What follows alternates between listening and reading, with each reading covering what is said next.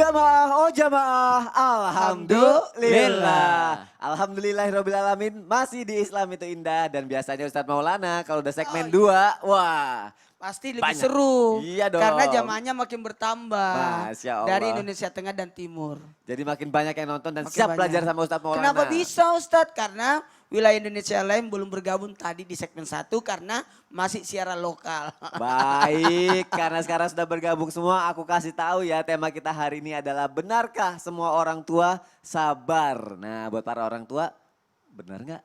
Nah, kita cari tahu pagi hari ini. Langsung aja aku punya pertanyaan yang sudah masuk ke media sosial Islam itu indah, akan langsung aku bacain. Dari fa_doblet. Assalamualaikum warahmatullahi wabarakatuh. Saya mau bertanya kepada Ustadz atau Ustazah. Begini, saya adalah anak terakhir dari 3 bersaudara saya. Dari 3 bersaudara. Saya merasa ayah saya memperlakukan saya dan kakak yang kedua itu berbeda dari kakak saya yang pertama. Dan ibu saya pun juga menyadari lalu menyuruh saya untuk sabar karena memang watak ayah saya seperti itu. Sejak madrasah sanawiyah sampai aliyah, saya selalu menabung sendiri dari uang jajan saya untuk membeli kebutuhan saya sendiri. Seperti tas, sepatu, kuota dan lain-lain. Lama-kelamaan saya sudah terbiasa dengan sikap ayah saya. Namun terkadang saya juga iri melihat teman-teman saya sangat disayangi oleh ayahnya. Bagaimana ya caranya agar saya bisa benar-benar lillahi ta'an dengan keadaan ini? Soalnya ibu saya sering lihat saya nangis, bahkan sampai sakit karena memikirkan hal ini. Sekian, wassalamualaikum warahmatullahi wabarakatuh. Kasus ini memang banyak mungkin terjadi di antara kita, seorang orang tua yang pilih kasih terhadap anaknya. Nah, bagaimana cara menyelesaikannya? Akan kita cari tahu. Kita dengarkan tausiah dari guru kita, Ustadz Syam. Silakan Ustadz. Bismillahirrahmanirrahim. Tentu saja sifat pilih kasih ini pernah juga terjadi di masa baginda Nabi SAW. Ketika pada saat itu ada seorang pemuda yang hendak yang namanya dibagikan harta oleh ayahnya, akan tetapi ayahnya pilih kasih dalam membagikannya. Kemudian Rasulullah SAW diminta sebagai saksinya dan Rasulullah menolaknya. Kata Rasulullah, saya tidak mau menjadi saksi daripada kezaliman seorang orang tua terhadap anak-anaknya. Jadi kalau di masa Rasulullah dulu enak, orang bisa langsung nanya ke Nabi kan gitu. Gimana nih Nabi, orang tua aku kayak gini, kayak gini, kayak gini.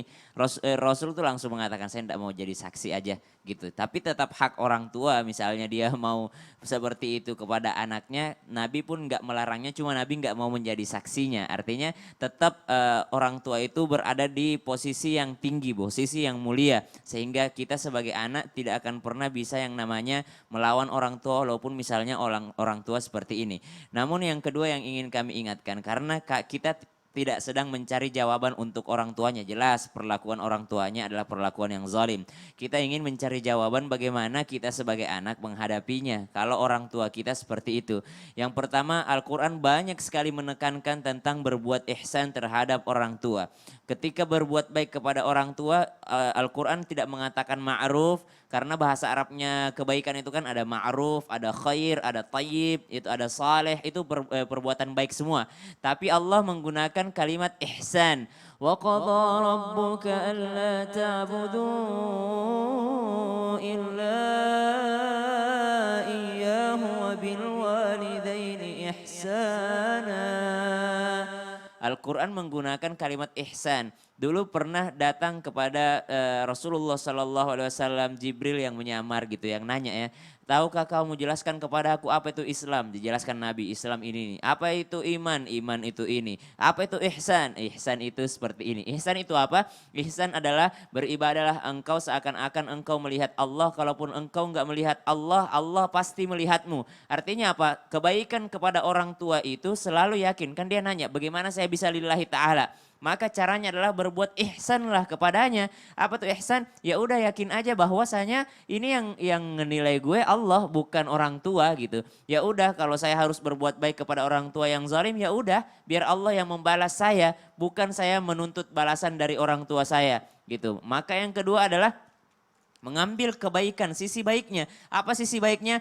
Anda akan menjadi seorang anak yang mandiri insya Allah. Karena ketika kakak-kakak Anda diberikan jajan, diberikan semuanya, Anda sudah belajar menabung dari kecil. Anda sudah belajar nabung dari sekolah, Anda sudah belajar nabung dari madrasah. Maka Masya Allah, Tabarakallah, Anda terbentuk menjadi sosok yang mandiri tanpa harus melawan orang tua, tanpa harus membangkang orang tua. Karena berbuat baik kepada orang tua adalah perintah Allah, bukan perintah orang tua sendiri, tapi perintah Allah. Jadi kalau ditanya mau lillahi ta'ala, ya udah karena ini perintahmu ya Allah, aku lakukan. Aku melakukannya bukan karena dia orang tuaku, tapi aku melakukannya karena ini perintahmu ya Allah. Itu yang disebut dengan lillahi ta'ala. Jadi kalau mau ditanya niat karena Allah gimana sih? Ya udah lakukan aja. Karena ini perintahmu ya Allah aku lakukan. Bukan karena orang tuaku berbuat baik padaku. Tapi gitu. perlu mengutarakan pendapat ke ayahnya nggak sih? Ayah, Perlu aku pengennya banget, begini, ngomongin nggak perlu apa-apa ya? juga. Karena protesnya si anak muda tadi di masa Nabi kan langsung datang kepada Nabi SAW. Kenapa nih orang tuh protes kan? Artinya bukan terdiam melihat ayah begitu saja. Karena kita juga nggak mau membiarkan Iya. orang tua kita zalim kan? Iya. Kita nggak mau membiarkannya zalim. Jadi nggak apa-apa diomongin dan alhamdulillah sih positifnya anaknya jadi bertanggung jawab dengan dirinya Iya sendiri ya dong, Ustadz ya. Masya Allah itu. Masya Allah. Terima kasih Ustadz ya. Sama-sama, Masya Allah. Tetap berbuat baik pada orang tua dan tetap ihsan. Masya Allah. Itu jawabannya karena penilaiannya dari Allah Subhanahu Wa Taala. Baik, kita lanjutkan lagi jamaah yang ada di rumah. Aku punya tayangan. Aduh, males bacanya, sebel. Ini mengenai orang tua yang siksa anak sendiri. Aduh, langsung aja kita lihat tayangannya ya jamaah. Silakan.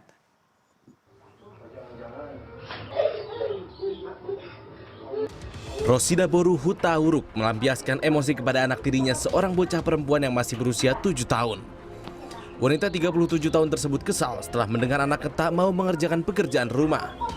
Video aksi penganiayaan yang direkam oleh teman korban ini kemudian beredar viral. Usai videonya beredar luas, rumah keluarga pelaku di kompleks Sekolah Dasar Perdagangan Bandar Simalungun tampak tertutup dan sepi. Polisi telah menangkap pelaku dan menetapkannya sebagai tersangka kasus penganiayaan anak. Astagfirullahaladzim. Ya Allah, ngiris ya. Miris ya. Selama ini mungkin ya kita sering ngedengar anak durhaka ya. Mungkin karena anak nggak sopan terus berbuat jahat sama orang tuanya. Tapi kalau kasusnya seperti video ini jamaah, kita tanya sama Ustadz Maulana. Mungkin nggak orang tua yang kasar menganiaya sendiri anaknya itu bisa menjadi orang tua durhaka Ustadz Maulana. Ya, orang tua durhaka. Orang tua durhaka kepada anaknya. Dan aku juga pengen tahu Ustadz contoh-contohnya apa aja sih Ustadz. Mohon penjelasannya Ustadz Maulana. Izin Ustaz Sasipa, bismillahirrahmanirrahim. Buat semuanya yang lagi nonton, jadi pembelajaran besar buat kita bahwa sebenarnya kita diatur oleh hukum. Makanya tadi kita lihat tayangannya langsung diciduk, diambil, kemudian diselesaikan secara hukum. Karena kita berada dalam ranah hukum. Bahkan hukum kan aturan. Agama ad-din ya, adalah aturan agama. Agama itu hukum. Jadi ibaratnya seperti ini. Mohon izin kalau berbicara apakah ada orang tua durhaka? Jawabannya ada. Sekalipun sebenarnya kalau kita bahasakan secara normal, tidak ada orang tua durhaka. Yang ada orang tua zolim. Tapi dalam hal ini durhaka terhadap anaknya. Karena penyebab kedurhakaan terhadap, biasanya kata-kata durhaka itu hanya terletak dari anak ke orang tua. Karena betul tadi kata Sasipa juga sudah menggambarkan tadi penyebab orang tua kadangkala dia bisa memukul anaknya, tadi gambarnya luar biasa penggambarannya sehingga mudah kita cerna. Sehingga kita kadang-kala melampiaskan kekesalan kita terhadap anak. Mungkin orang tua ini ada lagi masalah, tiba-tiba anaknya yang jadi pelampiasan. Yang pertama, mohon izin kalau kita tadi sudah katakan adalah salah, kemudian dosa, kemudian durhaka. Kemudian zolim. Nah, pada posisi kedurhakaan ini terhadap dari orang tua ke anak disebabkan karena dia memberikan sesuatu yang haram terhadap anak. Dia tahu ini haram, hasil dari haram. Tapi dia berikan terhadap anaknya. Bagaimana anaknya bisa jadi anak soleh? Bagaimana anaknya bisa jadi baik kalau makan dari sesuatu yang diharamkan oleh Allah? Maksud haramnya ini adalah sesuatu karena perolehannya. Mungkin anak ini seandainya dia tahu kalau ini halal. Kalau makanan yang halal ya dia tahu. Tapi perolehannya yang dia tidak tahu. Ini dari mana? Makanya kehati-hatian dari orang tua untuk melahirkan anak soleh Bukan hanya sekadar berdoa, Rabbi habli minas solihin, tidak. Tapi bagaimana kita memberikan asupan makanan dalam tubuhnya anak supaya tidak masuk sesuatu yang diharamkan. Sehingga menyebabkan orang tua durhaka terhadap anaknya karena tahu itu sesuatu yang haram tapi dimasukkan atau diberikan kepada anak. Makanya perbaiki. Kemudian yang kedua, penyebab orang tua jadi durhaka karena tidak memberikan keteladanan. Sekali lagi, suruh anak sholat tapi dia tidak sholat. Suruh anak puasa tapi dia sendiri tidak puasa. Suruh anaknya ngaji tapi dia sendiri tidak baca Quran. Jadi harusnya keteladanan itu penting sehingga anak itu butuh sosok figur. Sekali lagi, butuh sosok figur. Yang difigurkan adalah orang tua. Maaf ya tanpa menggurui. Enggak enak ngomongin ini sebenarnya. Karena seakan-akan saya lebih baik daripada jamaah yang nonton di rumah. Tidak, tapi kita sama-sama belajar. Ini saya lagi belajar jadi orang tua. Karena mendidik anak 4 orang. Dengan usia yang berbeda, jenis kelamin yang berbeda, karakter yang bermacam-macam dari 4 anak ini. Jadi yang jelas gimana kita, mohon maaf, berikan keteladanan. Dari kata-kata dari keluar dari mulut kita tidak boleh ada kata bohong. Tidak boleh. Nah, jadi enaknya kalau pernah abah bohong, nggak pernah, ya udah jangan bohong. Jadi enak ngajarin sholat, enak ngajarin kalau kita sudah salat. Dari enak. diri kita dulu ya, ngasih Iya, contoh ya. Alhamdulillah pembiasaan ini kembali lagi ke pembiasaan. Kemudian yang ketiga, pernah terjadi di zaman Sayyidina Umar bin Khattab, datang seorang orang tua melaporkan terhadap anaknya, justru dia yang dilaporkan sama anaknya. Ya Allah. Nah, diadukan malah. Kenapa? Bagaimana saya tidak nakal? Orang tua aku tidak, artinya tidak memberikan hak-haknya anak. Di antara haknya anak mendapatkan ibu yang baik. Di antara haknya anak mendapatkan nama yang baik.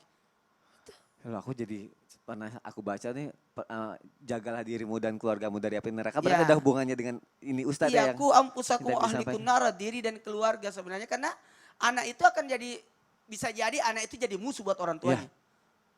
Bisa jadi penyenang, bisa jadi kurator, tapi bisa jadi musuh. Baik, Masya Allah. Terima kasih Ustadz sudah mengajarkan aku dan juga jamaah yang ada di rumah. Kita dulu ya harus menjadi contoh yang baik buat anak kita ya. Masya Allah, semoga kita bisa menjadi contoh yang baik terutama dalam hal agama. Karena sekali lagi buat jamaah yang di rumah, anak itu bagaikan bayangan dari satu benda. Kalau bengkok, maka hasilnya bengkok juga bayangan itu. Itulah orang tua, bagikan benda, anak itu bayangan.